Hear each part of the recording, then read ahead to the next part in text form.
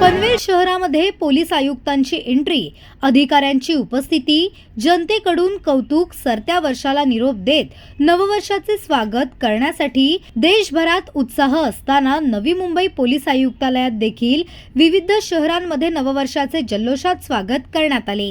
यावेळी नवी मुंबई पोलिसांकडून विशेष बंदोबस्त मोहीम राबवण्यात आली होती।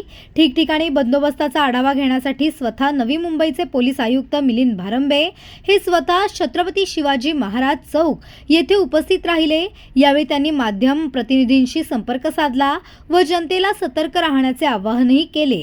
यावेळी परिमंडळ 3 चे पोलीस उपायुक्त प्रशांत मोहिते, उपायुक्त वाहतूक विभाग तिरुपती काकडे, सहाय्यक पोलीस आयुक्त गुन्हे शाखा अजय कुमार लांडगे, सहाय्यक पोलीस आयुक्त परिमंडळ 3 भाऊसाहेब ढोले, सहाय्यक पोलीस आयुक्त वाहतूक विभाग विजय चौधरी, पनवेल शहर वरिष्ठ पोलीस निरीक्षक नितीन ठाकरे, वाहतूक शाखेचे पोलीस निरीक्षक औदुंबर पाटील यांच्यासह अधिकारी व कर्मचारी उपस्थित होते।